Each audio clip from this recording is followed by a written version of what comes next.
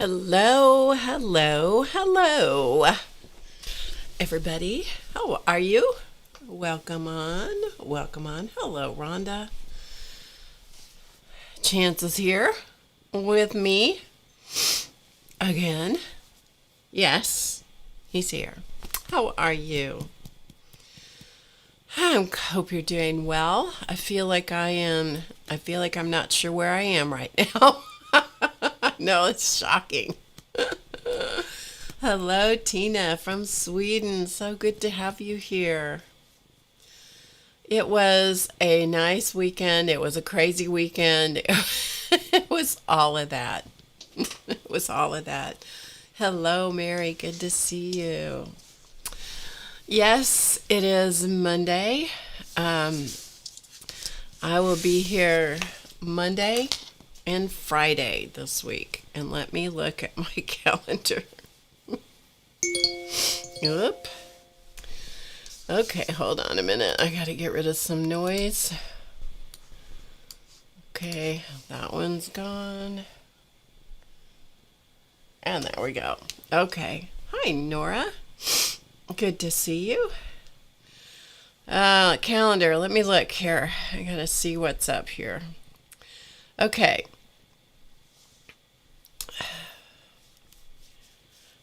I may be back on October 21st. I'm not positive about that. I will be back the 25th by then, I believe. The 21st is iffy, so I may be here on the 21st. But I will be here this week, Monday and Friday, and then not back until the 21st or the 25th. I'm not sure. So you guys will kind of have an idea, okay? Oh, it's so good to see you guys. Hello, Peggy. Hello, Terry. And Starla. Hello, hello. Who else? Did I miss anybody? I don't see. I think that was it. So, yes, I was gone this weekend. I was gone to a football game at Texas A&M in College Station, Texas. And Chance and Muppet were being cared for at my vet, their vet, who's taking care of them since they came to live here. So Chance was 5, 6, and 7, 5, I think. He was 5 or 6, I forgot now. He's been here a long time. Muppet was about 8 months old, and they have, hello, Dorothy. I am sniffing. I am, yes.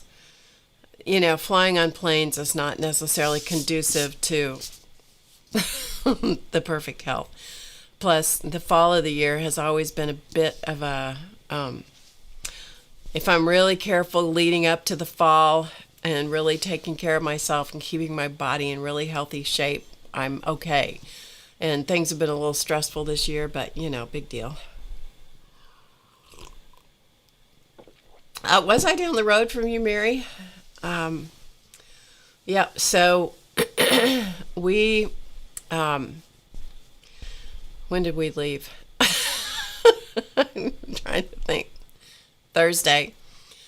We left. We went to Elton's, the Studley Duck, to his granddaughter's volleyball game in the St. Louis area. We went to that.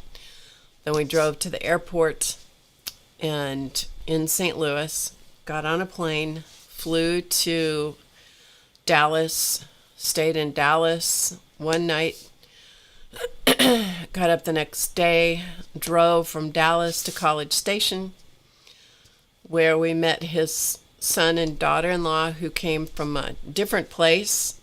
We all stayed together, and that was on Friday. And on Saturday, we went to Texas A&M bright and early and went to their, I know I am an absolute military, I'm ignorant when it comes to military. I know nothing about military. But there was a family member who was in the Corps at Texas A&M. I know nothing about any of this, so if I say something stupid, chalk it off and go, she's dumb, she doesn't know any better. And that's true. And so we went to their festivities, and it was quite entertaining for me because I was just sort of like taking it all in, didn't know anything about anything. I had no preconceived idea because I didn't know what I was seeing. But it was all these young people, college kids, divided up into different groups. I don't know the terminology. I don't know if they're companies or I don't know what they are. Anyway, that was all to do with the football game and all the stuff, and I don't know. Anyway, so we got there bright and early, and we got to see all this, and the football game started at 11 o'clock in the morning, so we had to get to the stadium nice and early, and it was really, really, really hot. It was really hot, really humid. And at first we were in the shade, but then as the sun came over, then we got in the sun. And we got absolutely myrtleized at the football game. In other words, they just creamed us into the ground. Hello, Orange. I've forgotten your name. I'm so sorry. I wish I could say hello to you, but I don't remember your name. So our team played miserably, and yeah, it was quite an experience. This was a football game. This is a stadium that holds 100,000 people. That is a lot of people. And if there were going to be any germs floating around, they were going to float around in 100,000 people, believe me. Anyway, so that's what we did. And then we flew back. We drove back to the airport the next day on Sunday and flew back. And so I'm not quite sure where I am or what I'm doing. Anyway, I'm here. So it's good to be back with you guys. It's good to be back. Anyway, Chance was at the vet, and so was Muppet, of course. And they were due for checkups and some, updating of shots. And so the vet called me while I was in transit somewhere in there, which of course scared me because I thought something had happened. And so he started out with, he said, I'm a little concerned about Chance. And he asked me some questions. He said, now he's okay. But he said, I'm a little concerned about him because I've told you guys he's the incredible shrinking cat.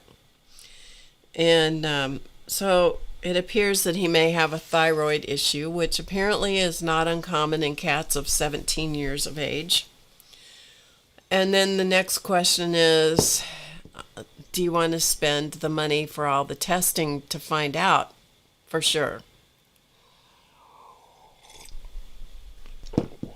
And that's where it gets dicey for me.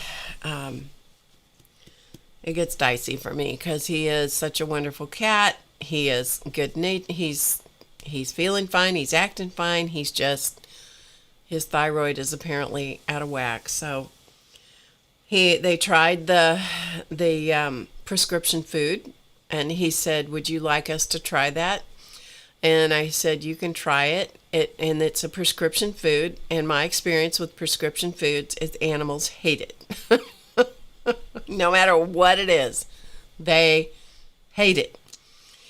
And so they tried it, and it's prescription. The food has no salt, no, I don't know, something else, and he can't have any treats, and he can't, there's all these things he couldn't have. And I'm like, you guys have seen how much he likes his treats. I don't know. It's such a big decision. Anyway, so I'm going to try some other things. He wouldn't eat the food. This is not a surprise. He wouldn't eat it. And if he doesn't eat the wet food, then he doesn't get the other thing that he's supposed to have that keeps him going to the bathroom. And so it becomes a catch-22. What do you do? So it becomes difficult for him. He's as happy as he can be. He's happy. He's a clam.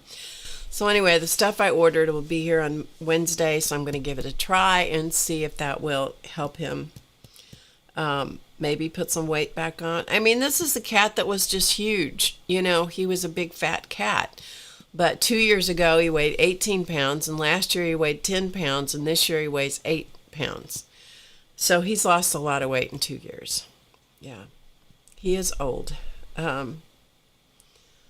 I just want him to enjoy his life, you know, and that's my thing. So anyway, I was right. He's the incredible shrinking cat, but he's 17, Muppet is 16. They are old. They're old.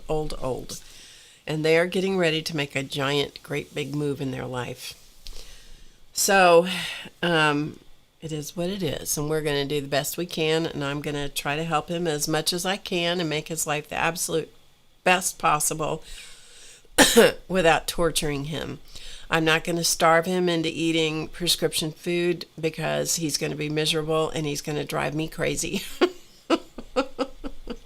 And that's not good. So anyway, so speaking of treats, would you like to have some treats? Do you want to have some treats? He's been whining for treats for the last 15-20 minutes. So we're going to give him some treats and then we're going to do some stuff, okay? Yeah. Hello, Dana. Good to see you. All right, let me put him in the other room. All right. Okay. Are you ready? Okay. Come on. Come on.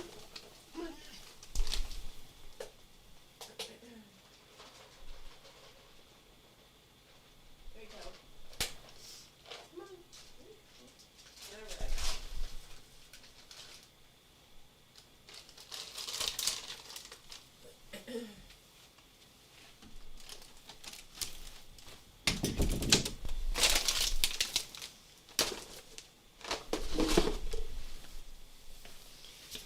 You know, he already has hardly any teeth in his head because we had to pull all of his teeth a few years ago. So he has hardly any teeth to chew anything with, and now I'm going to make him miserable by what I feed him. You know, so. Yes, Dorothy, yes. Telling you, yeah, I don't think so. Anyway, so somewhere along the line, I picked up some crud. As a result of that, I'm having, you know, I'm kind of having to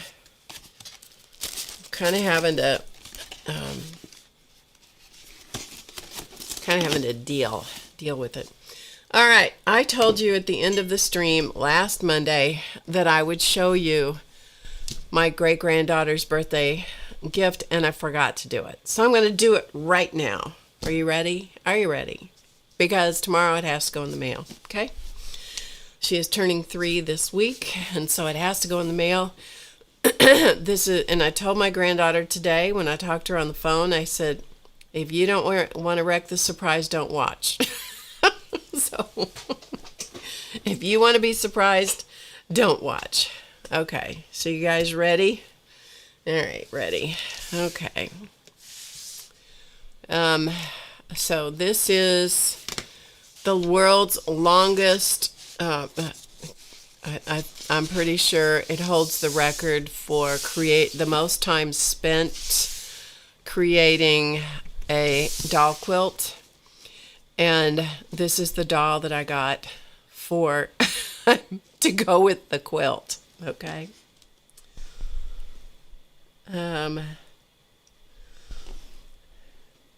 Hello, Angela.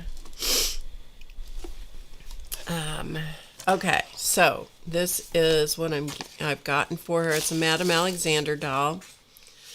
And I mean, I just thought it was really neat the way it was packaged. The box was had a little tough place in the corner, but you know, the box is not that great anyway. So there's the baby doll, which I think is dear and adorable. I don't know if her mommy will like this. Maybe it will be scary to her because her eyes open and close. I don't know, but I think she's adorable. And her name is, I don't think you can see it, but her name is Going to Grandma's. Huggums. Going to Grandma's. Huggums is the doll, I believe, and this particular one is Going to Grandma's. But I loved her little outfit. She's all, she's all tied into this box, so I can't get her out to show you, but anyway, she's got a little embroidery on her hat, and she's got this little, she's got on little pants and little booties, or I guess the booty things are, I don't know. I don't know how it is. Maybe the ribbon is, the ribbon's what's holding her in there. So the ribbons will come off. That's good, because that would drive her mommy crazy with trying to keep up with these stupid ribbons. Trying to tie these ribbons. Grosgrain ribbon is hard to tie anyway, and trying to tie it inside a box is not the easiest thing in the world. Anyway, there she is, tied in again. So there she is, and she has a little tag. Introduced in 2001. She has a number. Love is in the details. That's what it says. And then this is her little doll baby quilt. So the quilt is big enough. She could wrap her up in it, so the quilt, style of the quilt doesn't match the doll, and that's okay with me. It is what it is. It is what it is. Isn't she cute? I think she's adorable. So there she is. Her name is Huggums, and you can't really see. I'll turn her this way. The lid is attached to the bottom of the box, so I kind of got to hold the whole thing up together so you can see. Wait, you can see. There she is with her little eyes open. But the box is adorable. I mean, the box is so sweet. It's not sturdy. I don't know if they used to make sturdier boxes, but this one is not a sturdy box, so I hope I can find a box that it will support it. But look how cute. I mean, if that isn't the cutest box. Too cute. Too cute, right? I know. You would have loved it when you were a little girl. I would have too. She has a soft body, and that's what I wanted. I wanted a baby doll that had a soft body. Her face is not soft. Her face is a plastic face. I don't have a clue. That I doubt if she's bathable. I can throw her in the bathtub, but Emily's likely to do that because that's Miss Emily. But anyway, baby doll is here. Baby doll is going to take a flight this week. So she's pretty cute. Hi, Hermie. And hello to everybody. Hi, Gray. Hello to everybody who's here. Hi, Tori. Anyway, so she's a sweet, sweet baby. And so I hope Emily likes her. If she likes her, great. If she doesn't, I told my granddaughter today, I said, if she doesn't like it, put it up on the shelf. It's okay.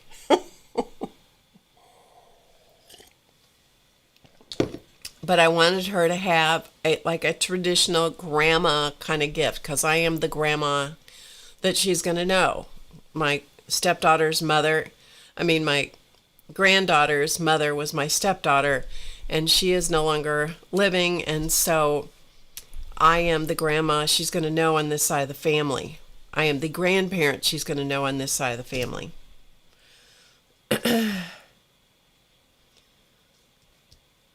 Used to love your dolls when you were little. Oh, during World War II, they used to go into the shelter with you. Ah, Dorothy. Yeah. When Clausman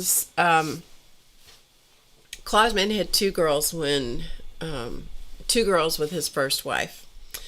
And his little girl, long story. Most of you know the story, but Cliff Notes version, my husband was married. Clausman was married first to his first wife. He had two girls with her. My stepdaughter was the oldest one of those. That wife was killed in a car accident, so he was left with the 2 little girls. Later, he married a second time. That was next to my oldest sister. Peggy Diaz in the chat is also my sister. So we came from a family of 5 girls. The next to the oldest one married Claus Man. She had 3 kids. He had 2 kids. Blended family, 5 kids. Less than 5 years later, another car accident claimed her life and the life of Claus Man's youngest child. Okay, that's how that all went down. My sister's ex-husband came back, took her kids, and so Claus Man ended up with 1 child out of this big family that he had. Long, long, long time ago. Sad story, yes. Long, long, long time ago. Remember, Claus Man and I were married almost 48 and a half years. Long time ago. Anyway, the little girl, his littlest girl, when he married our sister, that little girl was 18 months old. And her favorite doll in the world was called Baby Susie. She called her Baby Toosie. And she was a Madame Alexander doll, much like this one. So I don't know if they make Baby Susie anymore, but it's much like this doll. And that was what attracted me to this doll. So anyway, history, whatever. Okay, so there you go. That wraps up with a nice bow the doll quilt. It's the longest doll quilt on the planet of making it. Okay, so let us change gears, and I'm going to show you we talked about fabric paper, using paper towels, shop towels to be exact, and so we did that together over a couple of weeks. And so I'm going to show you those. I have not done any hand stitching on the one, and so I'm going to give you some options for some things to do tonight. I don't really care what we do. I feel better than I sound. So I am, but I don't have a tremendous amount of energy. And while I stitch, I'm going to do hand stitching on something. So while I stitch, we'll talk about the rest of what's going on the rest of this week. How's that? All right, so the first piece that we did together was this one. And I asked for color combination. And so the color combination that was given to me by Barbara Clark, one of the moderators. And it was coral, teal, and black. And these are all scraps from my scrap box. And so this is what I ended up doing. The basis for this, that this was built on, you can't really tell the difference, but it's right here. This is a white shop towel. It's a Scott Rags shop towel. It's a paper towel, but it's a heavier, it's a sturdier paper towel than, like what you get. Like, it's sturdier than these. And it doesn't have a pattern on it. And they're used by people in construction.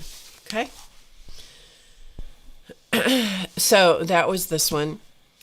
And I put a stabilizer, or a tearaway stabilizer on the back. Ricky Tim's Stable Stuff is on the back. And then this was all free motion stitched with black thread. We talked about on this one, if you changed colors of thread, you would have a dramatically different look. Okay? But that's what this was. And it is very sturdy. The stabilizer on the back made this into a very stable piece of fabric, but paper is the foundation on this. Okay? All right. Then after that, there was another color combination given to me, and that was violet, yellow, and blue. And so this piece I made on the blue shop towel. You can see it back here. You can still see the blue. And that this was a much softer, in some ways it was a softer towel, and it was built on the Scott shop towels, and they're these blue towels. The other ones I used were white, also by the company Scott. I had not done anything on the blue shop towels, and I was just curious if they were different than the white ones. They're a little different. This made a much softer piece. And so this was all fabrics. These were all batik fabrics, except for this piece and a couple of these more plain yellow ones might not have been. I can't remember for sure if they were batiks or not. I've slept since then, so I don't remember a whole lot. Anyway, most of this, the basis for most of this was batik fabrics. After I got them attached to the blue Scott towel, I put a layer of black tulle on it. I think you can see that. The black tulle is laid over it. That just helps to keep all the little edges in the edges down. Okay, that's the purpose of putting a translucent to transparent fabric over the top of this. I like that. I have done that for years, and I like how that makes it, I like how I can handle it. Then just to keep everything together, I did a basting stitch on it. The basting stitch has a tiny stitch on the surface that's trapping the tulle and all the layers of fabric down to the paper towel. So there's a tiny stitch on the surface, and I'm running the long stitch on the back of the fabric. Tiny stitch on the surface, long stitch, tiny on the top, long on the bottom. That is sometimes known as an invisible basting. Anyway, I don't care what it's called. That's what I did. I ran it around the edge. I ran it every few inches. Let's see. I did one this way, one this way.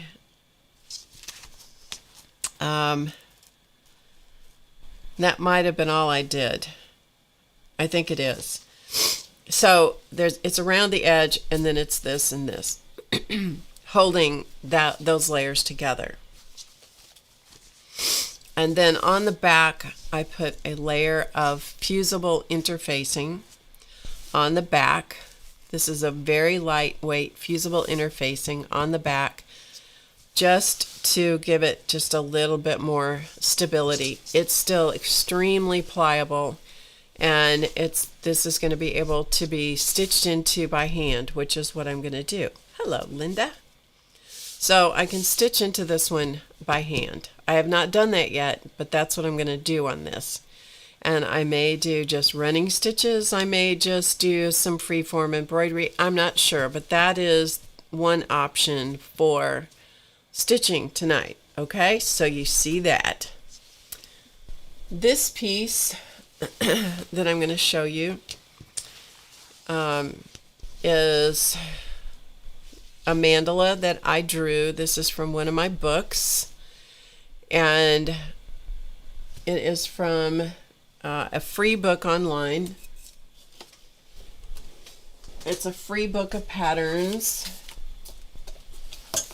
It is in this book of patterns. It is free. There are 5 patterns in it. This is one of the patterns that is in there. The background is painted, and so after it was painted, this is the class for the VIP group at How to Get Creative. Once it was painted, then I started adding stitch to it. So I'm probably going to add more stitching to this. I'm just playing with the various stitches. I'm going to zoom in real close so you can see it.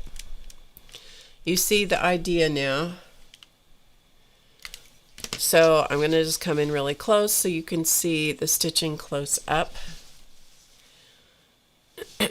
And so I'm going to come around so you can see what's what.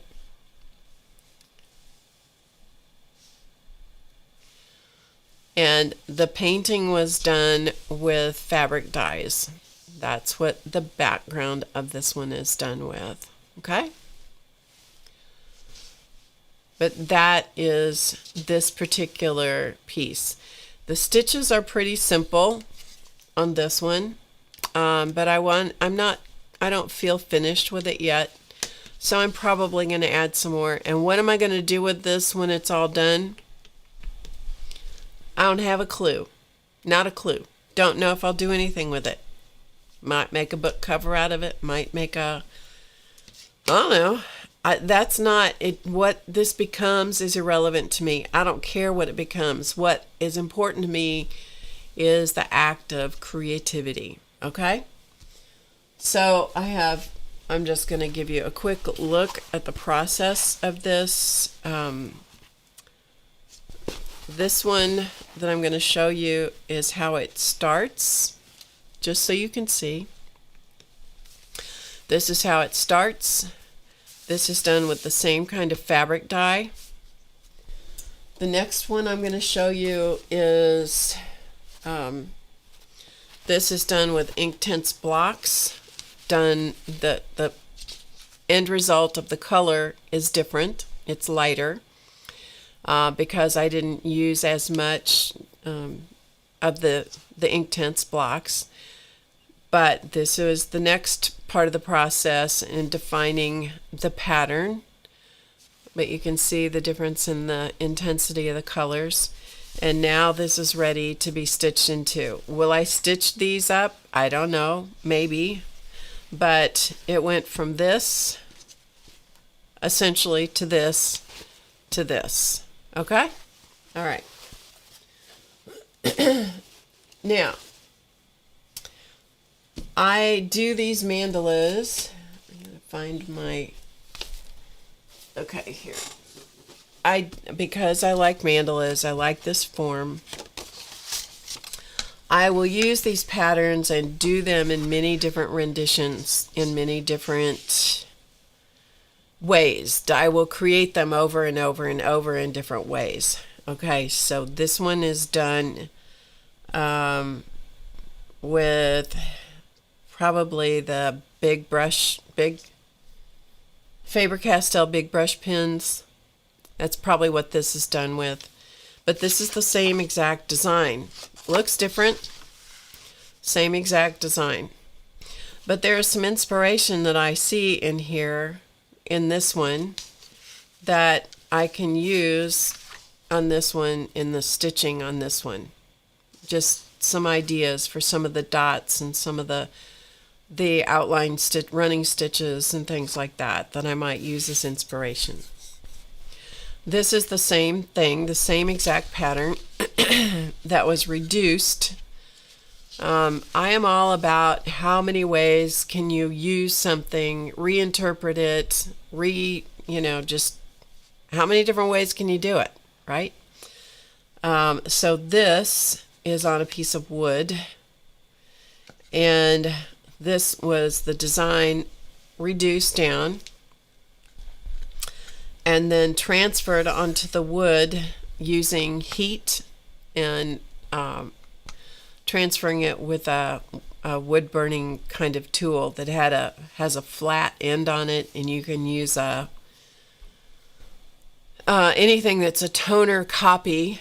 If you use that wood burning tool with the flat end, it's a craft wood burning tool, not a professional one, and you can transfer the design onto the wood. And then this is colored using, I think I used Inktense pencils on this, or this may be one that Clausman did.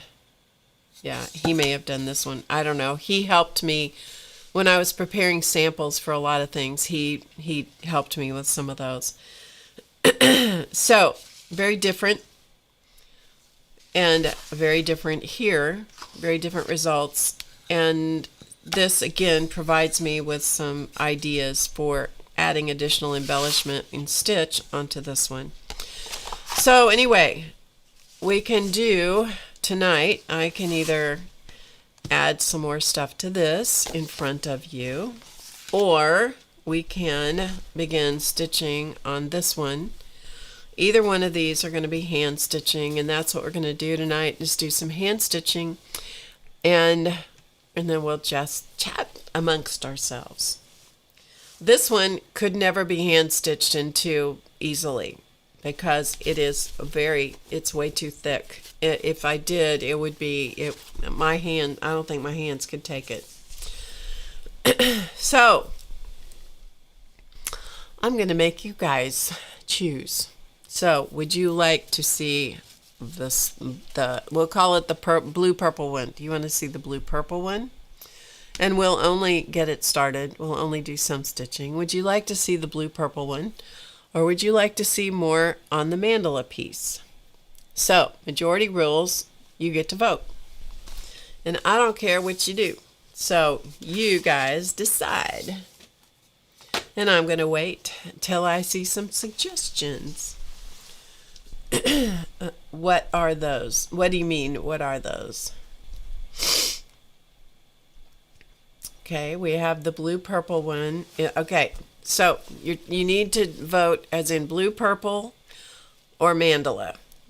The blue-purple one, okay?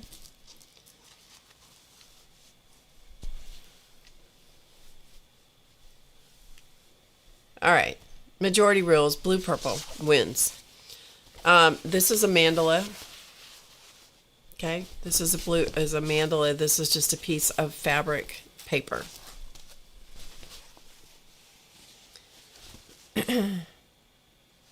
Okay, the blue-purple wins, so we're going to do that. Okay, that's fine. All right. So, we're going to take this one. I'm going to show you my basket of stuff here. This is a, I don't know what the style of this basket is, but it's a Longaberger basket. Those of you that know, recognize Longaberger baskets. That's what this is. And this is containing my stitching stuff at the moment. Not all of it, but a lot of it. So I think what we will do is we're going to start with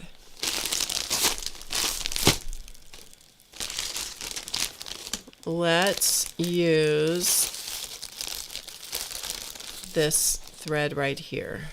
I think that would be good on that because that is blue and purple. So let's work with that.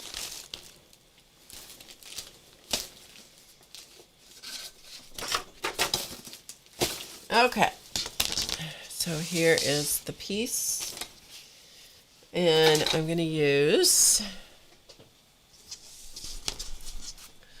I probably will show it another time, but you know, who knows? I go in such phases of, you know, what holds my interest. I think it's short attention span. I think it's short attention span. Okay, so I don't know that it's going to matter. This is a machine embroidery hoop. This is made to slip under, go under the presser foot. You know, you only have so much room on a sewing machine.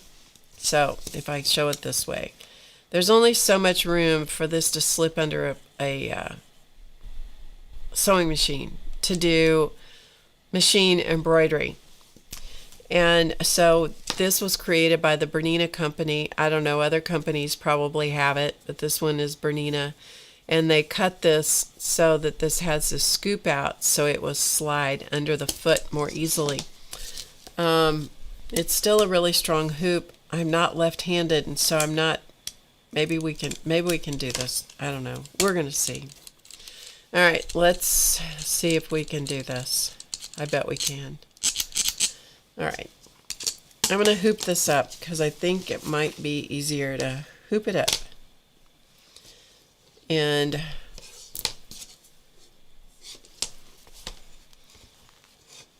so maybe what we'll do, let's just hoop this in the middle of this piece here. Let's just put the hoop over it, top hoop over it. We're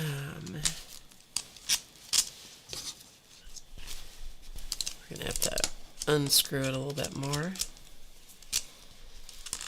And let's just do some free form and stitching on this, if I can get it hooped up. There we go. All right, hoop it up, hoop it up. Then I'm going to turn it around and use my right hand and put it together. And I'm going to tighten it as I go.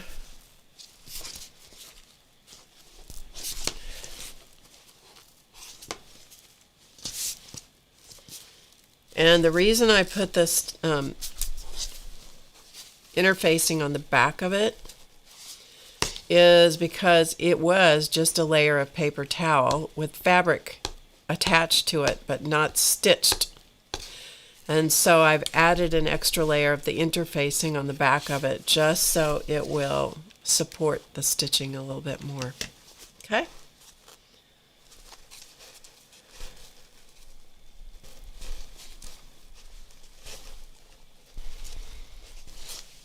Okay, there we go. Now I need, see where I put my, there we go. Okay, my little, I should have a classier way to do this, but you know what? This is as classy as it's going to be for tonight. And that is all my stuff stuck in a little plastic bag, instead of some neat little pouch or neat little basket or whatever, you know. All right, so I'm going to use the chenille needle. This is a pearl cotton. It is a hand dyed pearl cotton. Okay, the chenille needle, just here it is. As I was saying, it just disappeared on me, but it didn't. Chenille needle has a big fat eye and a sharp point. They come in different sizes.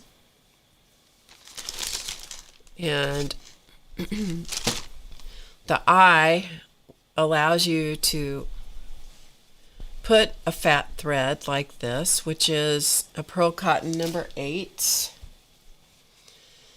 And I'm just going to cut about, I don't know, 18 inches of thread. Let's see. I don't know. 20? I don't know. Probably 20 inches of thread. And this is a teeny little pincushion, so I have it with me in order to store the needles. Because if you don't watch what you're doing, you'll drop the needles. I've already dropped them once and had to get out a magnet and hunt for them. But you need a needle that has a fat enough eye that you can get the thread, these thick threads, through it. And also it needs to be thick enough that it will punch a big enough hole in the fabric for the thread to go through. Hello, Amber. All right, so this was the piece we did a week ago. And so I'm just going to stitch. I don't know what I'm going to do, but, you know, we'll do something. We'll figure out something here.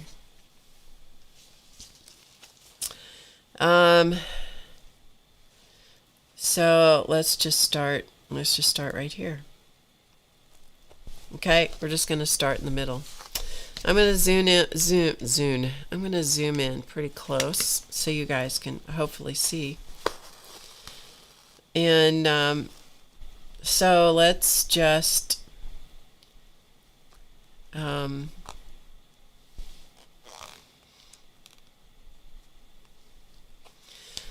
I'm just going to start stitching and we'll see what happens. The thread that I'm using is going to kind of blend in, so it may be challenging for you to see, but you know what? That's kind of it's kind of what I want to do tonight, is just move needle and thread. And you know what? After it's over with, if I don't like it, I'll just rip it out and start over, because that's okay. So I'm just doing a back stitch. But the chenille needle works really well with the pearl cotton. It punches a big enough hole that it doesn't wear the thread. And so I'm just doing a back stitch. It will look kind of like a big fat machine stitch, you know, and I don't really care what it, you know, this is one of those things that you just do. It's kind of a meditative, it's part of the slow stitch. It's kind of the slow movement thing, you know. And so let's just see what happens. Okay, so what's going on in my life? So you see what I'm doing here. So I'm going to attempt to just stitch while I talk. And sometimes that is more challenging than other times to do that. And if you have any questions, hello Marty. If you have any questions, put them in capital letters, big caps, because that is better at getting my attention, okay? Okay, so, oh, and by the way, this thread is from the company Valdani. There's the spelling of it, Valdani. It's a size number 8. It is variegated.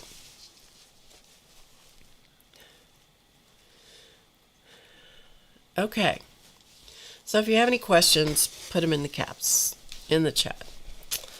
So what's happening in my life? You guys know that you've been with me. Those of you who've been with me for a long time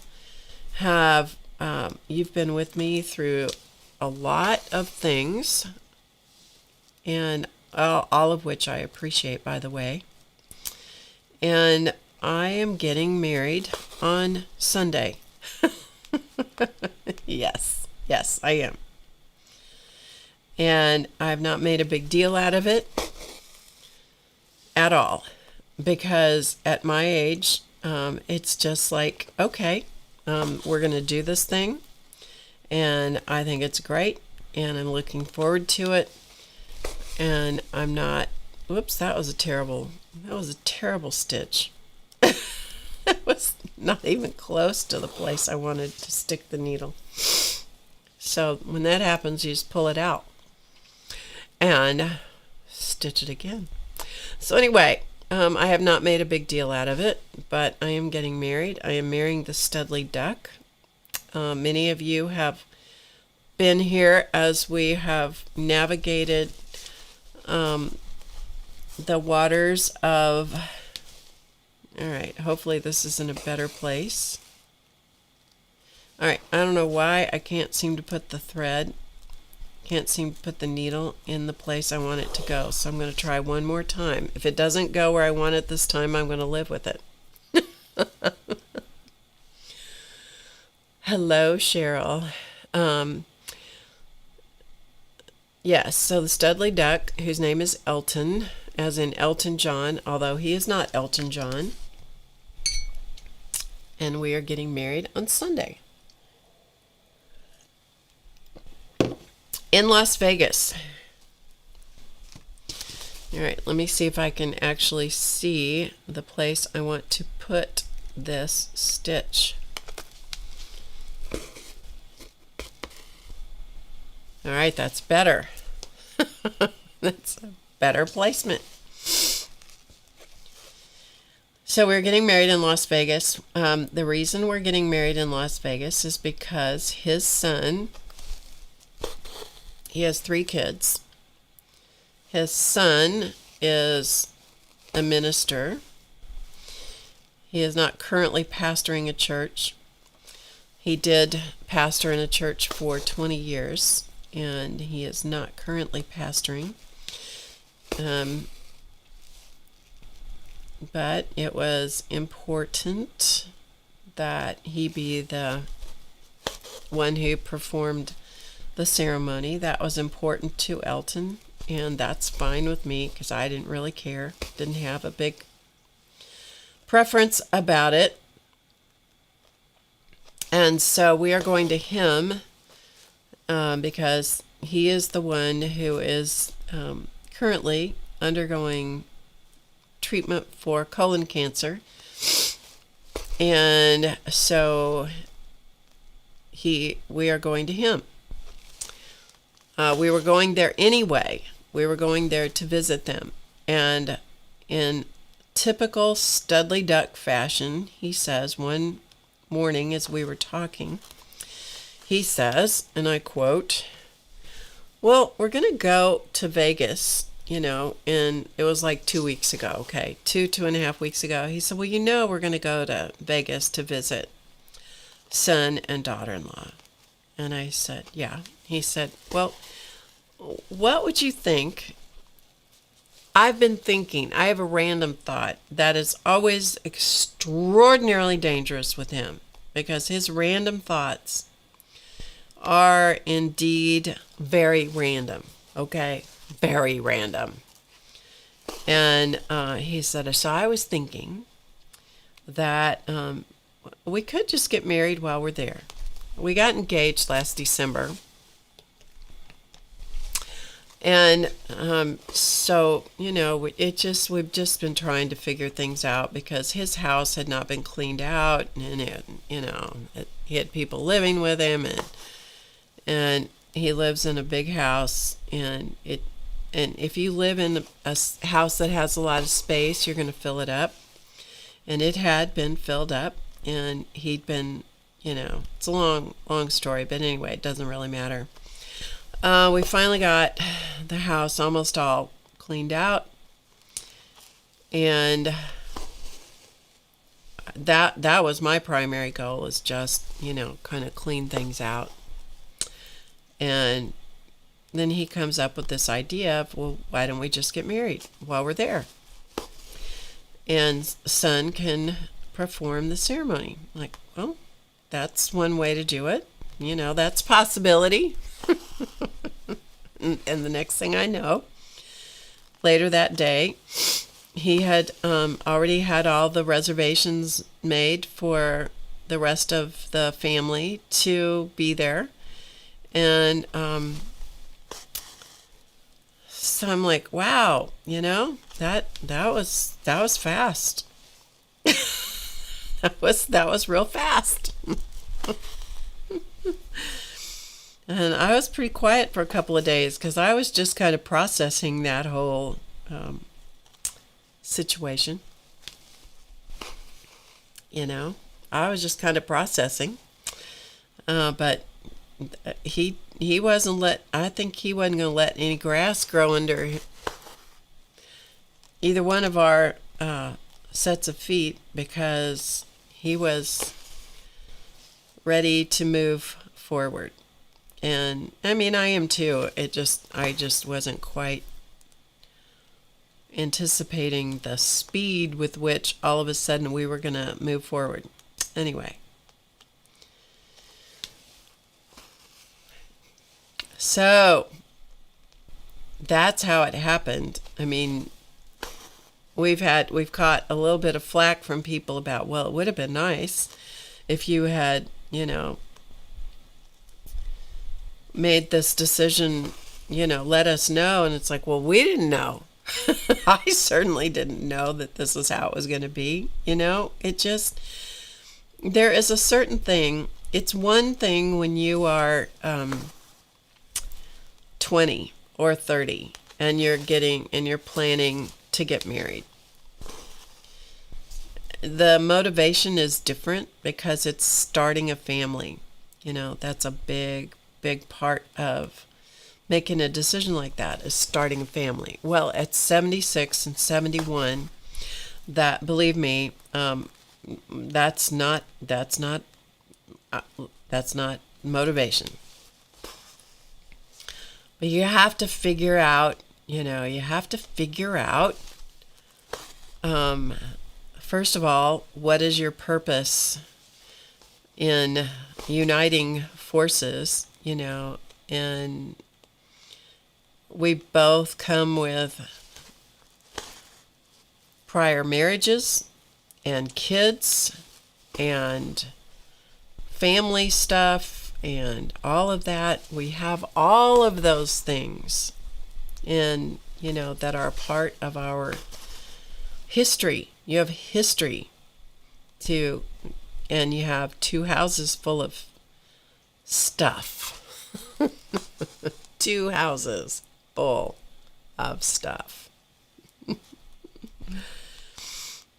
And so then the next question is, where do we live? And, that's a question we've been wrestling with for quite a long time. And so at this point, I will be moving into his house, and then we will be deciding what happens after that. And there's a possibility that we will be building a house. I don't know. I just don't. I don't have anything else I can tell you but what I've just told you. But the point of this long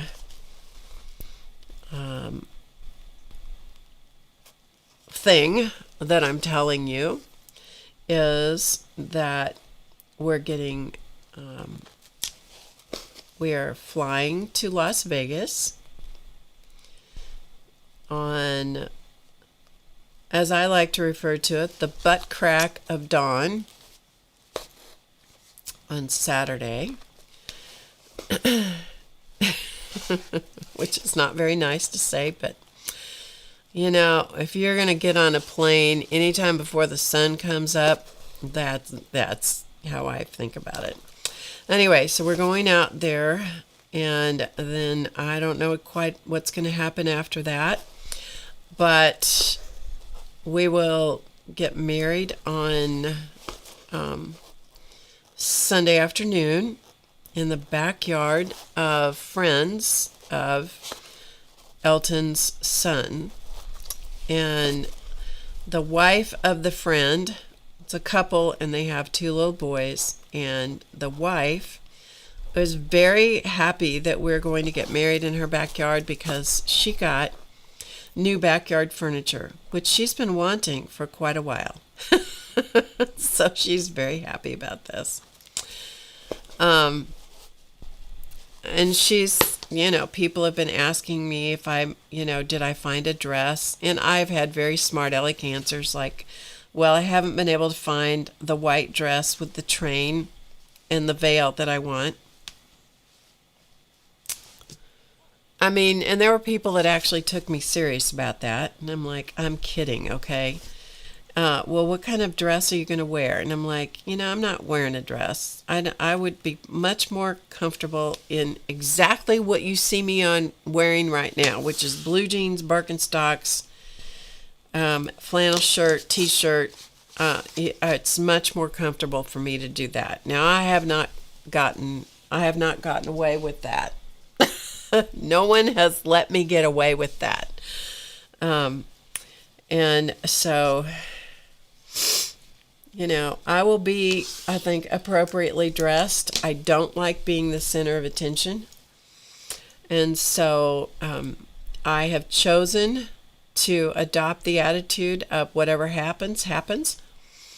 And I'm just going to enjoy it. I'm going to go and I'm going to have fun. And the biggest thing that I have to do is I have to write my vows, because we decided to do that, write our own vows. And that has made Elton's son very nervous because letting his dad loose with his own vows is very risky business, apparently. So, and I guess they don't trust me a whole lot, to be sensible. when writing my vows, because this is a very serious thing. And I just think it needs to be fun as much as anything. I think it needs to be fun. I think it needs to be, I just think it needs to be fun. And I think the whole thing needs to be quite enjoyable. You know what I mean? As opposed to super serious. And I think that, yes, I intend for us to live with each other for the rest of one of our lives. One of us is going to lose because one of us is going to lose the other one. And you know what? I'm willing to take that risk. I have been there. I have done that. And so has he. He lost his wife to cancer. And we have each taken care of a spouse at home. And, quite frankly, there's not a whole lot that scares me.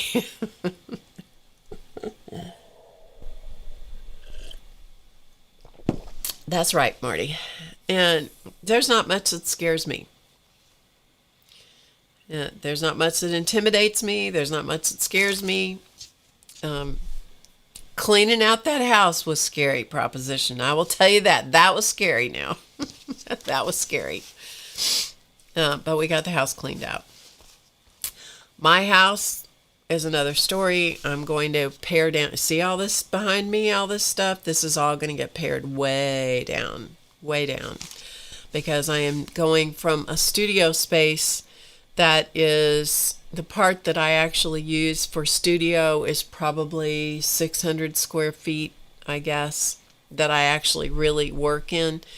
And I'm going to go into a bedroom and another room. So I will have a bedroom that will be converted into a studio and another room that will be the sewing room. So I'm going to pare things way down. But, there had to be a place to go first. And so I had to, you kind of gotta figure out as you're going along, you got to figure out what you're going to do before you get there. You got to take it one step at a time. And part of me had to go, I don't know what's here until I can see what's here. Okay, so I hope you see that I'm just stitching along. I do not have a plan. I'm just starting this out. Yes, so that's what's up. So I will show you some pictures. If I have some pictures that are such that I can show online, I will show you some. But I have to get permission from the people who are in the pictures to be able to show you. Because I would never just arbitrarily do that without permission. So we'll see how this goes. Race will be there. Race and Izzy will be there. Izzy is my maid of honor. Her job is to make sure that I am appropriately put together. Okay? That's what I said to her. I said, I just need you to make sure that I'm dressed well. Because, okay. Now, this could be very interesting. Because those of you that don't know, my daughter-in-law is Filipino. And weddings are a big deal. And they are very dressy. So for this to be this casual is a very great challenge. And that's okay with me. I'm just going with the flow, okay? And she said, I will bring jewelry for you. And I'm like, okay. She has nice jewelry. She has very nice jewelry, okay? Do you understand what I mean? She's got very nice jewelry. She has great taste. I don't have nice jewelry. Don't care. I just don't. That is not something that's important to me. I would rather have a piece of handmade jewelry than a piece of expensive jewelry. Because that's how I roll. Now, I have a beautiful pair of earrings that Elton gave me. And they're wonderful. and I have a beautiful ring that he gave me as an engagement ring. And the bands that will go with it, the wedding bands that go with it, are equally beautiful. I thought he was spending too much money, and I said, I don't think you want to spend that much money on that. And he goes, I would like to buy you something really nice. I'm like, okay, but it doesn't need to be that. So we had to kind of come to a place of compromise, because I think it's just silly to spend a whole lot of money on jewelry. That's me. No problems with anybody else and their preferences. That just happens to be me. So the other day, my daughter-in-law calls me, and she's packing for the trip. Okay, I want you to understand something about the way that I pack. I will pack for this trip the night before. Okay, you guys, I will pack the night before. She's packing a week and 2 days before. Yeah. And so she says, I want to show you something. I want to see if you'd like to have this for your hair. And it was like a, because I had warned Elton. I said, look, I may be wearing a tiara. Yes, that's because I have put Izzy in charge of this. And that could be what she's going to put on my head. I mean, you guys, this could be really fun, or it could be really crazy. I have no idea.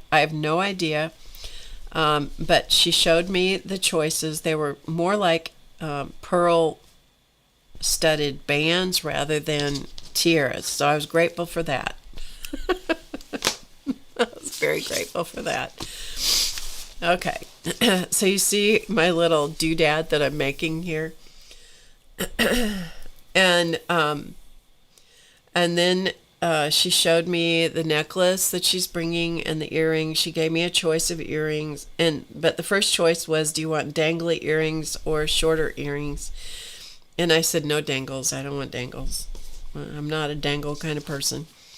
And so she showed me the other choice, and then she had two choices of the other earrings, and I said, oh, those will be fine, you know. Oh my goodness. And then my Elton's daughter-in-law said to me the other day when we were talking about pictures and stuff. I mean, everybody will be there with cell phones, you know. There's no reason to hire a photographer. You know, come on. There's no reason. Anyway, she said, well, I was thinking this would be a great time to do a family picture. And I said, oh, that would be great. You know, that would be real nice. I think that's a great idea. And she said, well, do you have a color that you want everybody to wear? And I'm like, what? I said, like what? She said, well, like, you know, whatever, dark green or maroon or beige, or, you know, like whatever, what color would you like everybody to wear? And I'm like, I said, what color would you like to wear? What color looks good on you? What do you feel good in? Wear that color. Wear that one. Okay? Wear that one. I think that is the best. Just wear that color. So you really don't care what color people wear. And I said, not only do I not care what color they wear, I don't care what style they wear. Do you feel comfortable in a dress? Wear a dress. You feel comfortable in jeans and a shirt? Then wear that. Do you want to wear shorts? It's Las Vegas. I don't know how hot it's going to be. Wear what you're comfortable in. I just want it to be enjoyable and you know, and fun.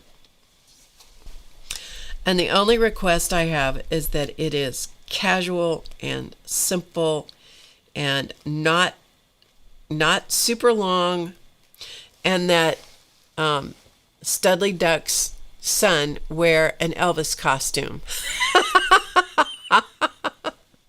And you know what?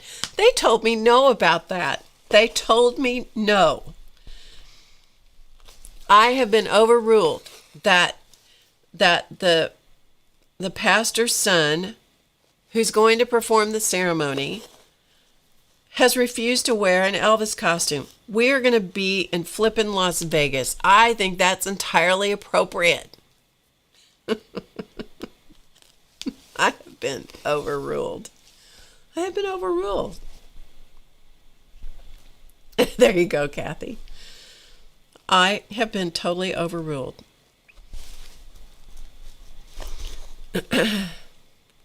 So, yeah. There you go. And once I got overruled on that, I'm like, well, apparently what I want doesn't really matter now, does it?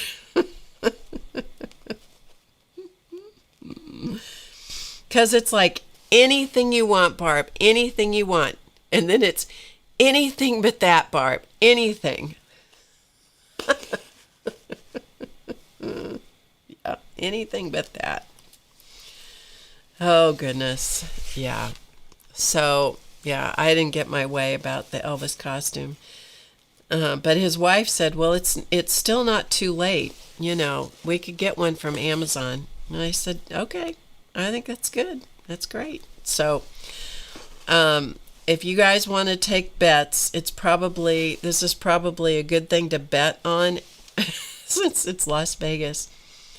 Bet on whether whether I'm going to get my way and he's going to be in an Elvis costume or not. I'm betting not. Yeah, I'm betting not. What do you think? What do you guys think? Okay, so here's this little, I don't know what it is, this little flippy doodad. Kind of a florally kind of thing. Anyway, so yeah,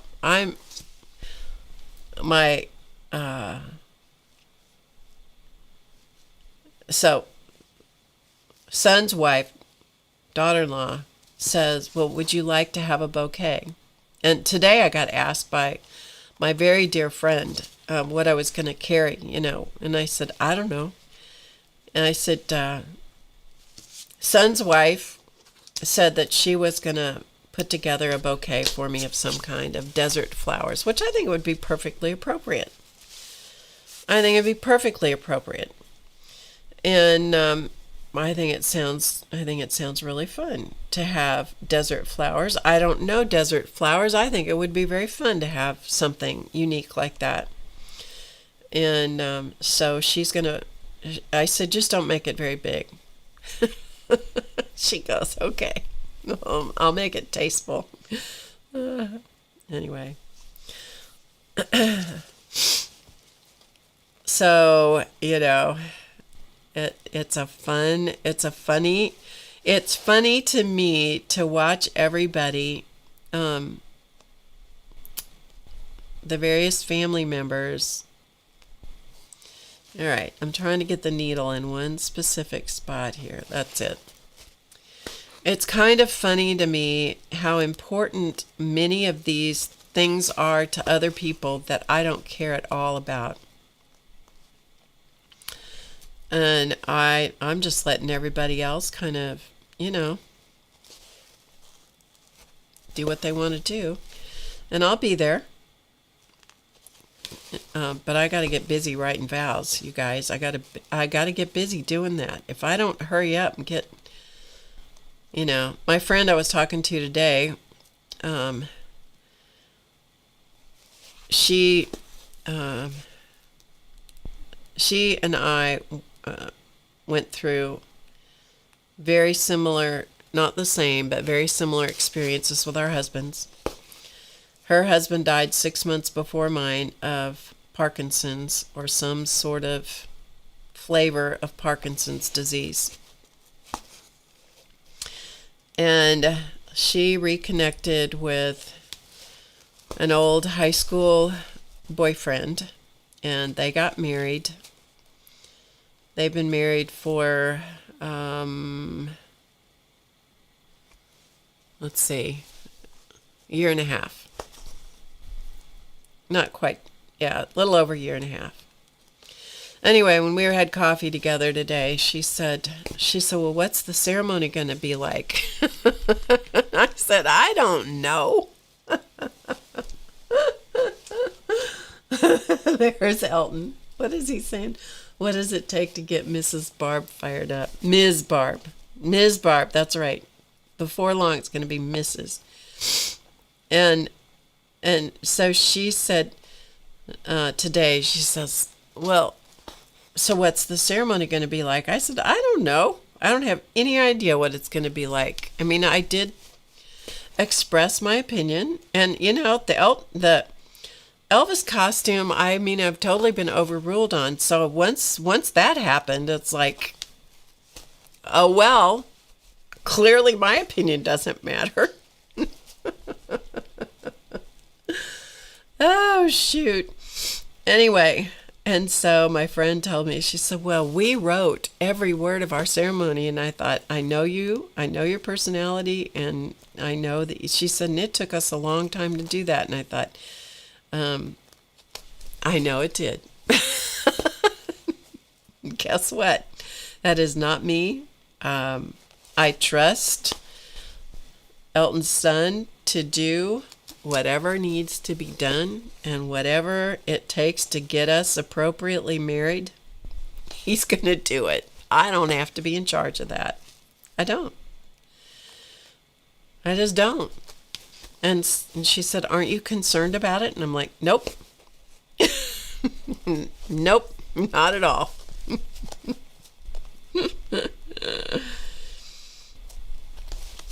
Not at all. People don't understand that about me. It's like I told Elton this months ago, because he wanted to know what a wedding was like for me. You know, how important was that, and you know, what did that look like? And I said, I don't know. On a scale of 1 to 10, wedding 2, home where I'm going to live, and the marriage 10. Okay? So that should give you a bit of an idea as to why I'm just going to go with the flow with this, and whatever happens, happens. You know? If the weather's horrible, which it won't be because it's Las Vegas, it might be hot, but it's supposed to be cooler. You know, it is what it is. Right? So, okay. What time is it? 7:16. We can go a bit longer if you guys want to see more. All right, so there's kind of what I did. I started here, and I just kind of wandered around here, and I did some little, you know, flowery kind of things. This is based off of Jennifer Clouston's kind of style of freeform embroidery. I'm not looking at anything that she has here. I've looked through her books several times. And I watched her videos, and I love what she does, and so that's kind of where this is coming from. And so that's what we have here. And I know it's 4 little things, but, you know, it is what it is. Maybe 5 would be better, but I'm going to go with 4 because that's what it feels like to me. And so I'm going to add some little whoop-de-doos out there at the ends. So let's use some... What color shall we use? Something that will show up here. Yeah. So in case you didn't know, the Elton Faye that was in the chat there, that is the Studley duck. Let's put some yellow on this so it'll show up. What do you say? That is the studliest of Studley ducks. And that is the man I'm going to be marrying. And somebody asked me the other day if I was going to change my name. And the answer to that question is, if I do, I will probably hyphenate my name.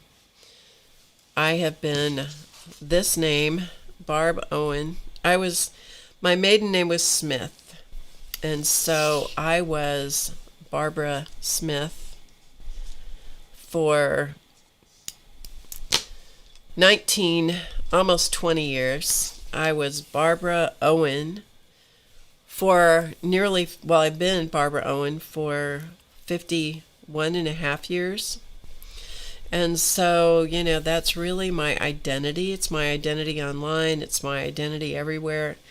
But I would really like to include the name Faye, but Barb Faye just doesn't have much ring to it. You know what I mean? Sorry, I'm kind of off the screen, or off to the side. Anyway, so I'm gonna, it probably be hyphenated.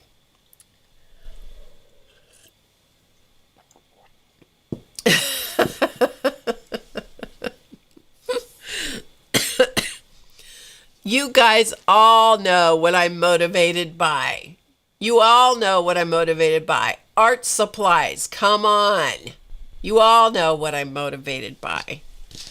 Today I was watching Janet M. Young, and she was doing, she's been working with the Gansai Tambi watercolor sets and doing some beautiful stuff with that. So I was salivating over that. You guys know. You guys know. Oh, for heaven's sakes. You don't know what it takes to get me fired up. Come on. Coffee. Tim, that's right. Oh, Tim, that's right. Gold ink and watercolor. Starla has got it. Starla has nailed it. Tim said coffee, and he is 100% right. Tim, you know me. Okay, so I'm going to put dots at the ends of these. So I'm going to do colonial knots, okay? At the ends of these little, whatever these are.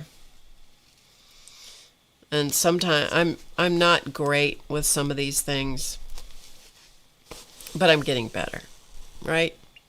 If you want to see somebody who embroiders at the speed of light, watch Jennifer Clouston's videos. Okay, she's the one that wrote those freeform embroidery books and so forth. You watch her. I've never seen anybody embroider as fast as she does. I don't want to embroider fast.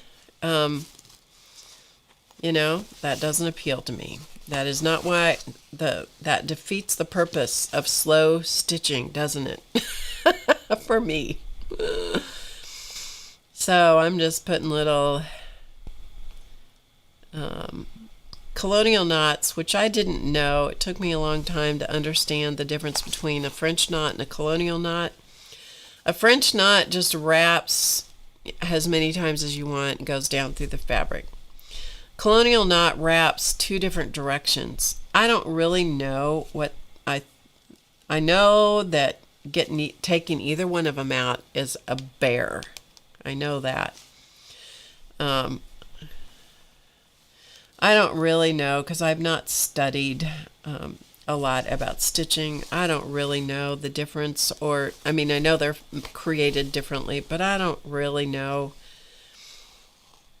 why you do one or you know, the other. I really don't, and it doesn't make any difference to me, quite frankly. I'm just trying to get the concept of the colonial knot and how it's formed. I'm just trying to get that firmly implanted in my head. And so that's why I have been doing the colonial knot. Maybe some of you in the chat know and can answer that question. But anyway, these are colonial knots. What motivates me? Art supplies, sewing machines, threads, fabric. And do I need any of the above? No, I do not. I do not need any of that. But that is what floats my boat. Music floats my boat. Music feeds my soul. Studley Duck gave my music back to me. I had totally abandoned my music, and he helped me rediscover that, which I very much appreciate. I was a piano major in college. I had a beautiful piano, and I ended up selling it because I needed to, and that was that and some other things caused the end of music for me. All right. I'm just going to kind of whip stitch my way over just so I don't have long threads, long stitches back here making a mess. So I'm just going to kind of run my thread back here. You guys tell me you're at a loss about what motivates me. You're all a bunch of liars. You're all a bunch of liars. Oh, shoot. Anyway, yeah. Okay, so I've just run the thread around on the back. When do you get to meet Elton? You know, he made a, let's see, this is the one, yeah. He made a surprise appearance one night, and so he is on one of the videos somewhere. I don't know where. It's been a while. It has been a while.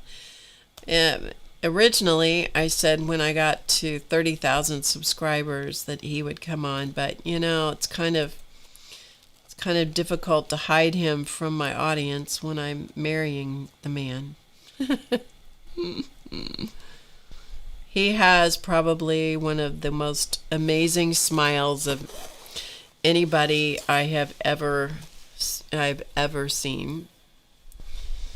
Clausman had one of the most incredible laughs. Now, he didn't laugh real often, but when Clausman would laugh, get this thread needle through. When he would laugh, his laugh was absolutely infectious. I mean, when he would get really tickled about something, like I said, didn't happen very often, he would double over, like hold his belly, double over, laugh. And it was contagious, and everybody laughed. Studley Duck has the smile that will melt anybody, anywhere. He definitely has. Nope, that's not a good place. He definitely has that va-va-voom factor with that smile of his. Yep. And he doesn't mind using it. He doesn't mind pulling that smile out of his bag of tricks and using it.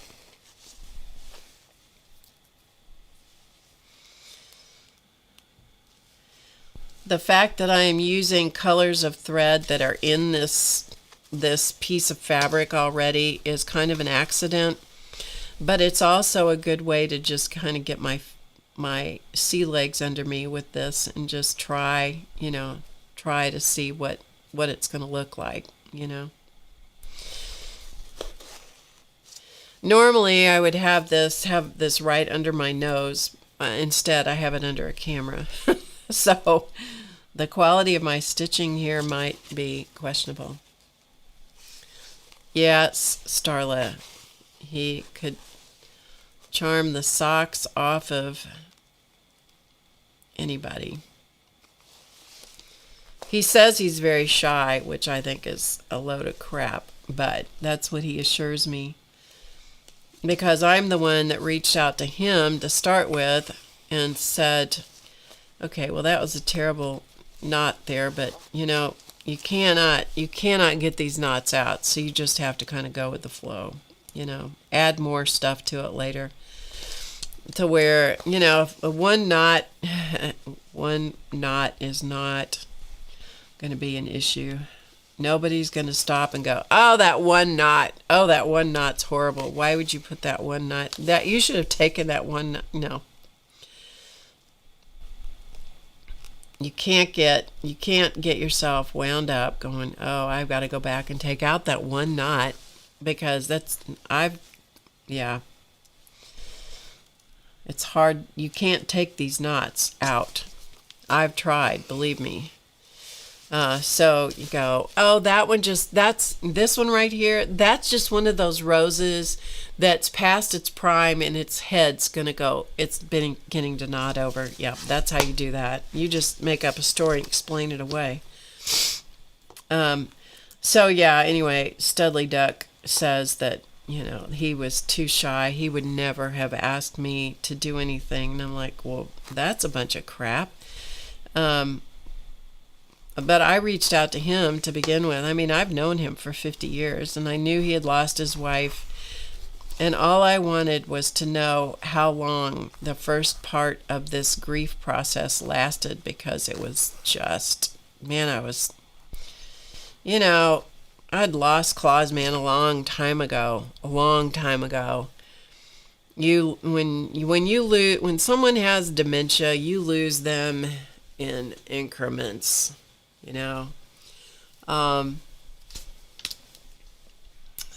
Is one cruel and the other embroidery? I'm not sure the question, Brenda. Yeah, that's right. He had his tooth he lost his tooth. He lost a cap off his tooth. That's he did. And he still had a great smile. Yeah.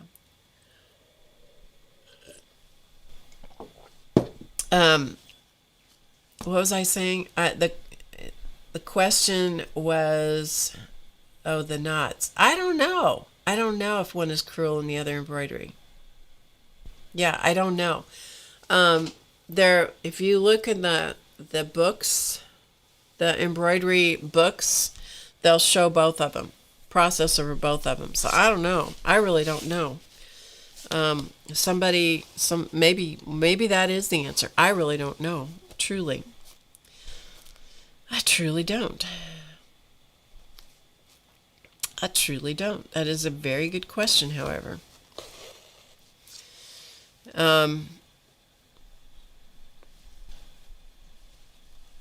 So where was I? So yeah, I reached out to him because we've known each other for a long time, 50 years actually, and I knew both of his wives, and I thought, well, he would have, might have advice for me or an answer for me that would help me navigate that landscape. Because like I said, when you lose someone to dementia, you lose them over, it's a process. You lose them over a period of time. It is, it is a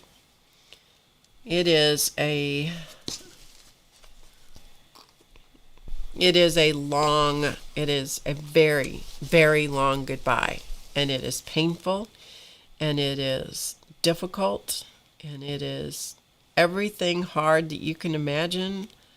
Every death experience is different. Every disease process is different, and people who have dementia don't all express it the same way.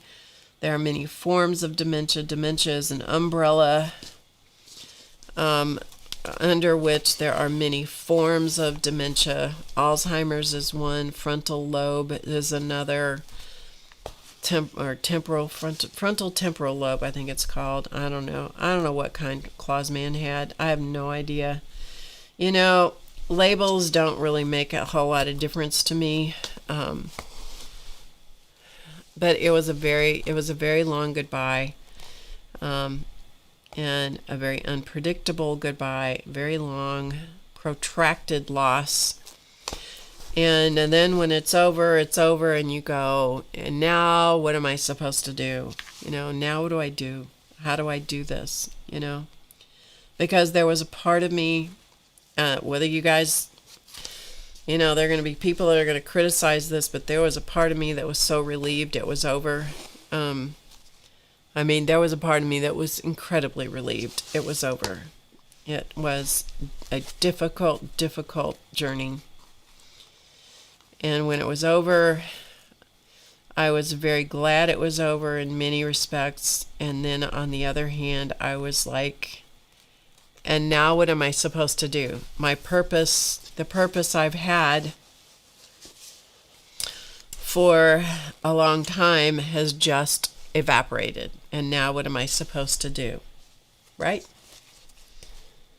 What am I supposed to do now? How do I get my sea legs under me? Where do I start now?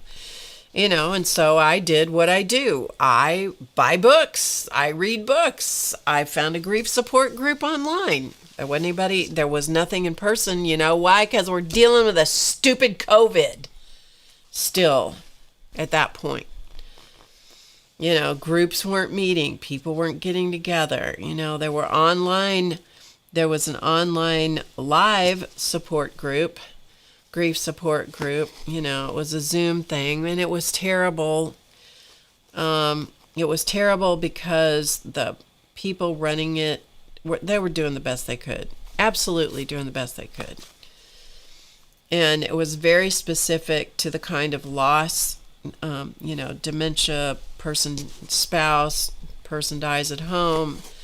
It was very specific. I fit the category to a T, but the technology part of it drove me bananas. So I didn't last in that group. But I journaled, I read books, I did, if there was a book that I ran across, if there was a person I ran across that had dealt with grief, I followed them, I did, and making a difference. You cannot hurry the process. You can't hurry it. You can try, but you cannot hurry the process of getting over it. I wish you could. But my question after 2.5 months of actively doing all the things that I knew to do, actively doing everything I knew to do, my question for the Studley Duck was, how long does this part of this take? I needed to know.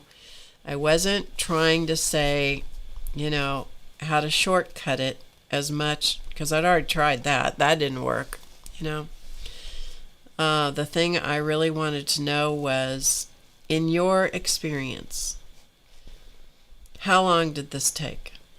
Give me some hope that I'm not going to feel this level of emotion, this level of crazy.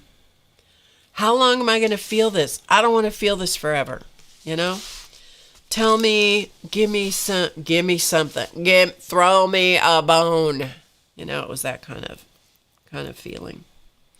And different people react differently, and different people are willing to wrestle with that bear for a long time. Some people for years. Some people are willing to wrestle it for months. I was like, tell me this is going to get better. Tell me something. Give me some kind of practical, because you're the only, you know what? There are things that don't help. Okay? There are things that do not help. Want me to give you a list? I'll give you a short list. We all have said it. I've said it. The one that doesn't help is, he's in a better place. Well, that doesn't help. That doesn't help right here, right now.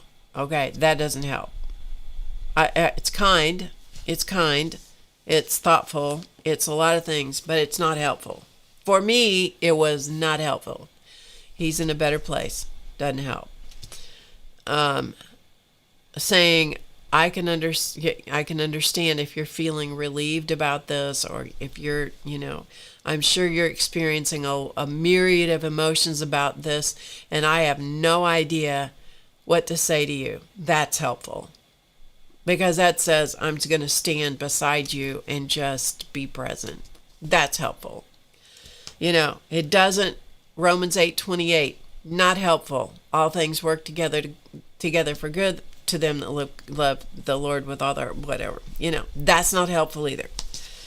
Now, some people might be helpful for it. It was not helpful for me. I'm using me as as in this example. What I needed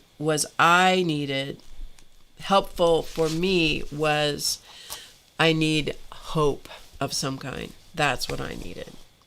And that was what Elton gave me, because he listened. And he said, well, this is what it was for me, But he also had his practice and had never stopped, except for a very brief time. He went right back to work. And that wasn't what I was doing. I was isolated at home.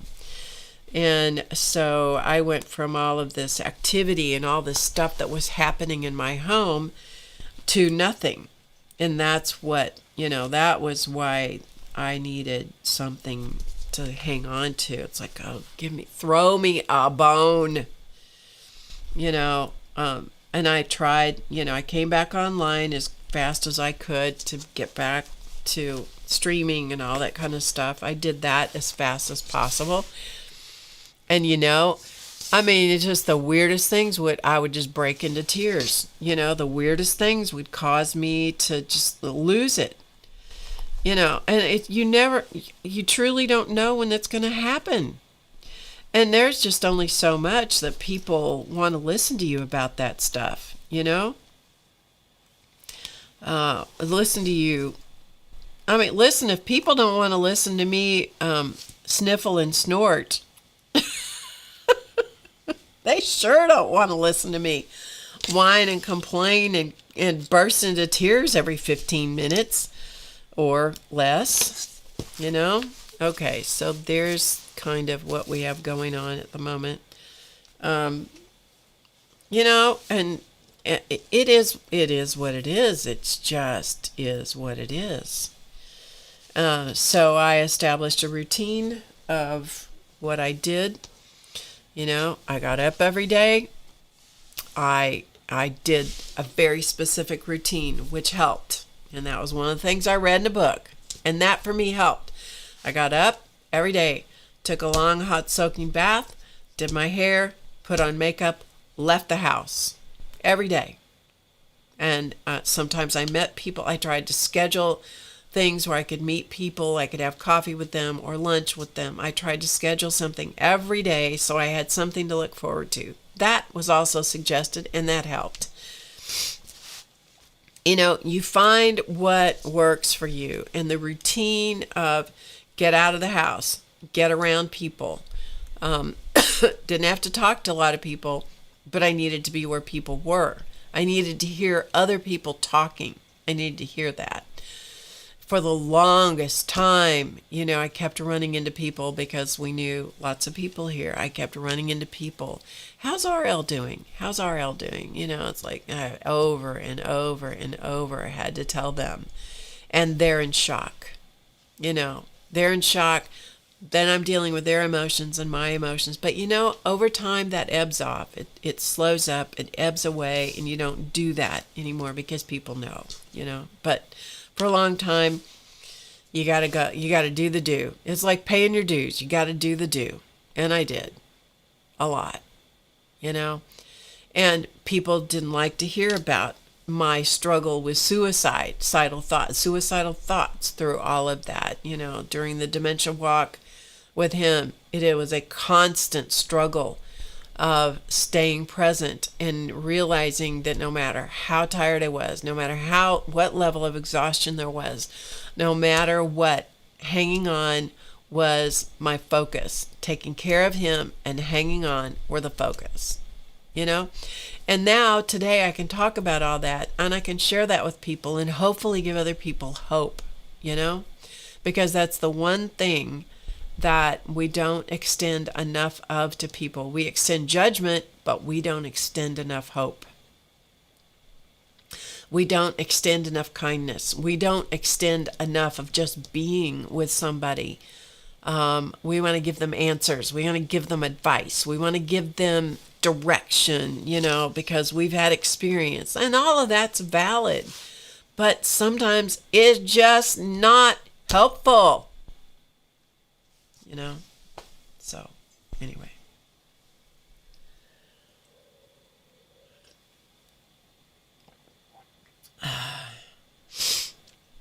Let's see. Okay.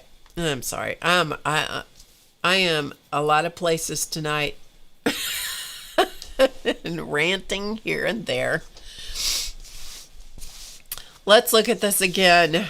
Let's see. Is there something else we can do to this here tonight? I'm going to do this for about 15 more minutes. Let's see what else we can do. Maybe we'll put a little whoop-de-doo down here. We'll put something down here at the bottom. What shall we put? Let's change colors.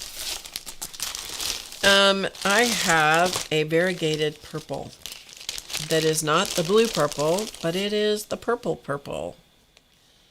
Shall we put some of that down there? Let's put some of that. Let's put some little weedy things down. Not weenie, weedy. This may be a size 8. It might be a size 12. I don't really know. The label's gone off of it. And you know, one of the things I found out about doing this stuff is it doesn't make any difference what it is. It's more about the color than it is about the size of the thread. Hey, Angie. And you know, sometimes it's the what people, you know, when you ask people what they need, it's so hard because sometimes you just don't know, you know, you really don't know. Some people know, and sometimes you don't know. It's a tricky landscape. It's a tricky landscape. It's a landmine of emotions. Yeah.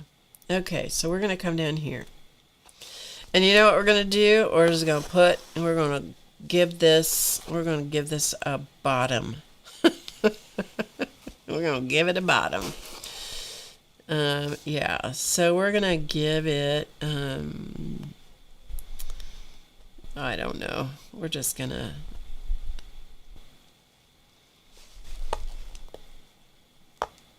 okay, somewhere here, I must be stitching into a knot. And so I'm going to go long and shorts, kind of coming from the central point down here. Boy, the longer I talk with this amount of congestion in my head at the moment, the less my words seem to make sense.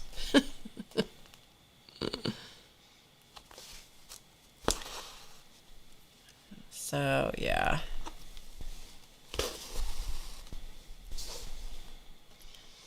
And then maybe we'll put another one.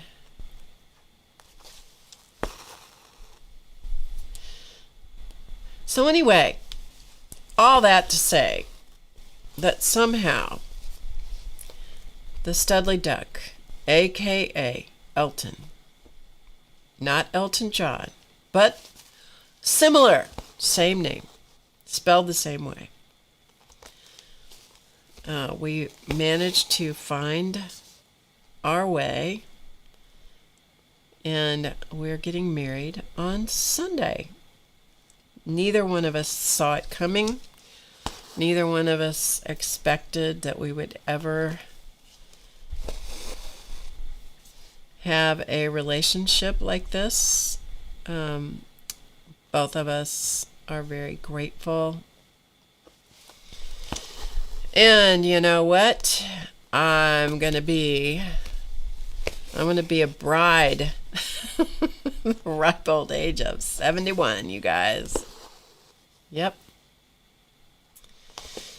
And so I will be sharing the life and adventures. Okay, I have shared the life and adventures of a creative person. I've shared the life and adventures of being married. I've shared a long marriage. I have shared the life and adventures of walking the path with someone with dementia. I have shared the path of becoming a widow. And now I'm going to share the adventure with you of becoming a newlywed.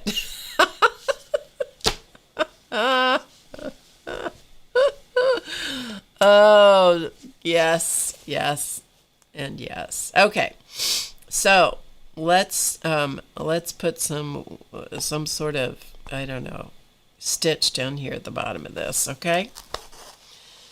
This is variegated thread, but clearly the variegations are far apart, and yeah, that's just the way they are.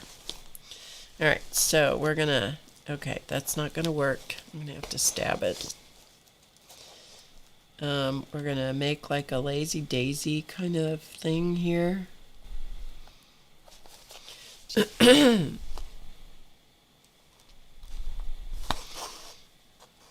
Because none of that showed the variegation down here the way I expected it to. And so we're just going to make some stitches down here.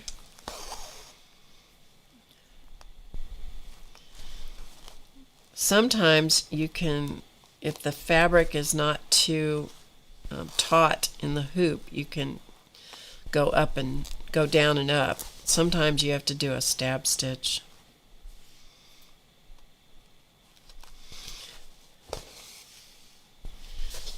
And so, I don't know, I'm just making these with at the end of these stick things I did down here. Trying to do it so you guys can see what I'm doing. So I'm doing a kind of lazy daisy stitch.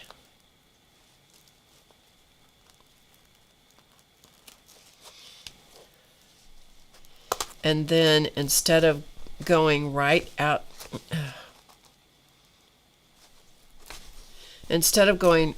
outside the end of that lazy daisy, I'm going out maybe 1/8 of an inch away from it. So it's elongating that and giving it a little variety. I hope that makes sense.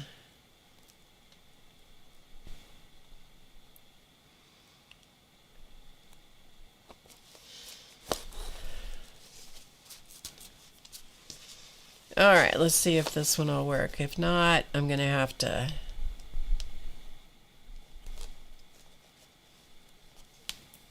I'll have to stab stitch it if I can't make it.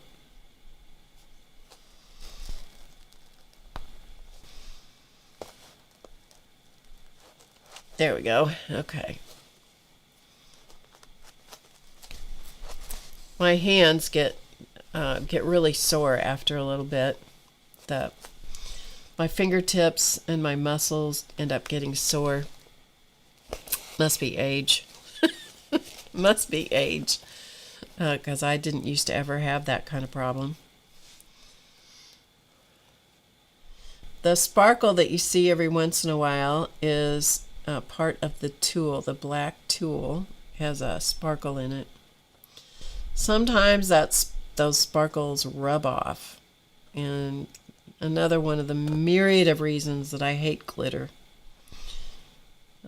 Because it comes off things, but you know, it is what it is. Okay, let's try this again with this one. See if we can do a smaller one.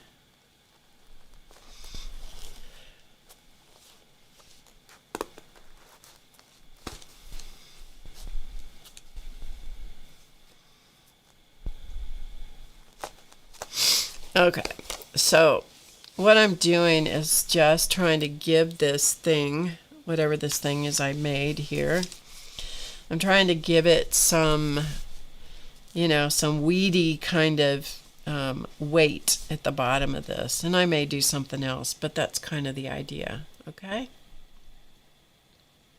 Is that what? Her smile brings the joy. We are created to share life together. Oh, he is trying to get brownie points, isn't he?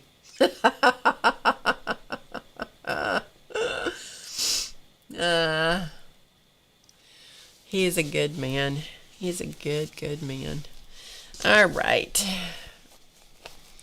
Let's come over to the side over here. Let's see if we can finish up these little stitchy things over on this side.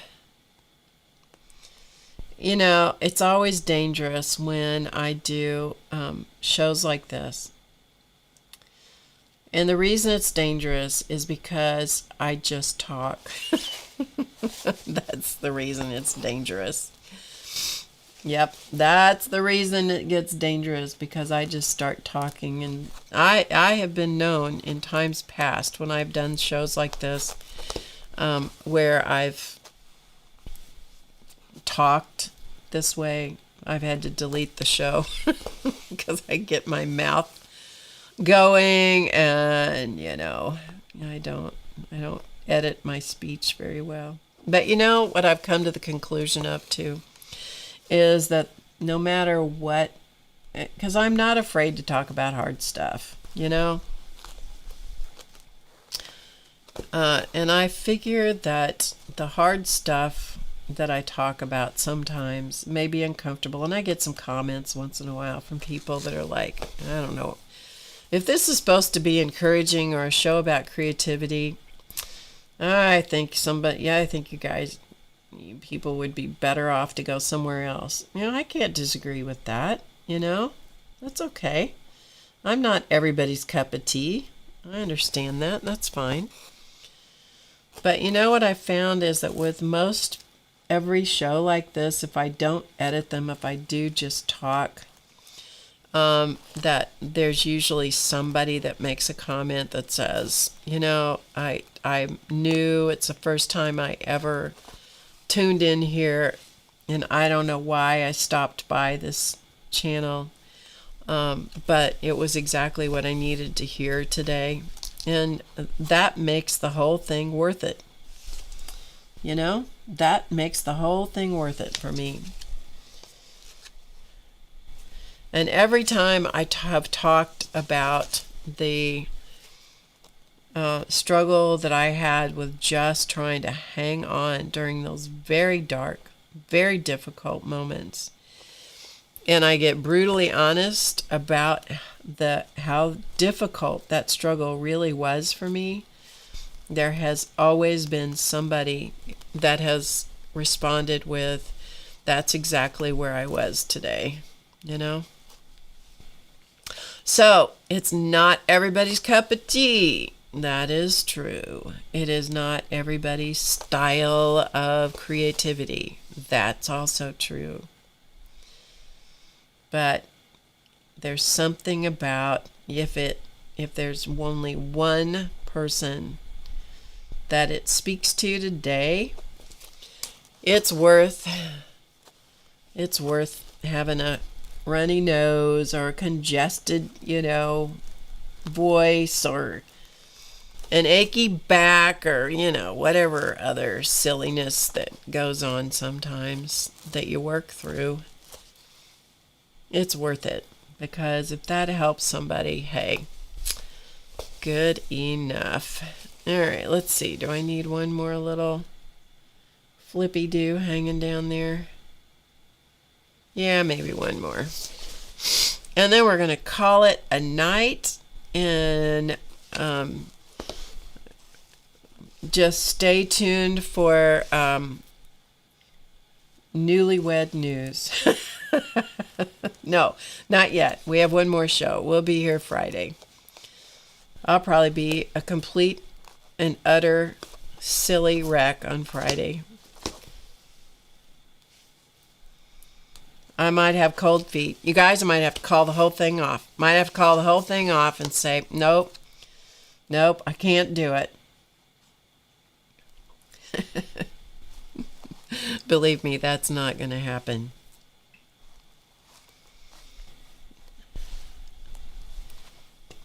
I got that house cleaned up. By golly, I'm going to move into it. I know. Studley Duck and I have kind of a warped sense of humor sometimes. That's okay. I've been criticized for that before. And that is okay, because I am not everybody's cup of tea. Okay, so let's take this out of the hoop just so we can kind of get a better look at it. Okay, so do you see kind of what the deal is there? That's just that little stitchy thing on there. And I could then take this and just go off in another direction over here and do the same sort of stitching over the surface of the whole thing now that I've kind of got something, as a direction. Or, pardon me, might do something totally different. I don't know. There you go. Oh, good, Angela. Okay, let's go. Let me see. Oh, big hugs, Starla. Okay. It's okay. That's what hot water is for. Warm those babies up in no time. That's right. That's right. Okay, you guys, thank you for being here. I'll be back on Friday. It is, wow, I finished right on time. I don't know how that never happens. I will be back on Friday at 2 p.m. Eastern. I'll be here. I don't know what we're going to do. It's got to be something simple that doesn't take any brain power. So you guys be thinking about what you want me to do. Can't take any brain power.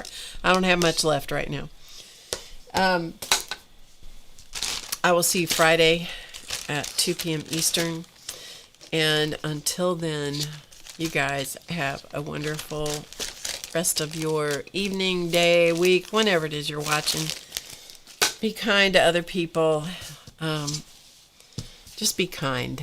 Reach out to people. You never know when somebody you might be that lifeline that they need. Believe me, I had more than one of those. Believe me, I sure did. All right, I will see you. Blessings to everyone, as Linda Renz just said. God bless you guys. Thanks for hanging out. Thanks for being here. I'll be back Friday. Then I will not be back until either the 21st or the 25th of October. I'm not sure which. But I will be back. I don't know where I'm going to be. I don't know where I'm going to be broadcasting from, but we'll do something.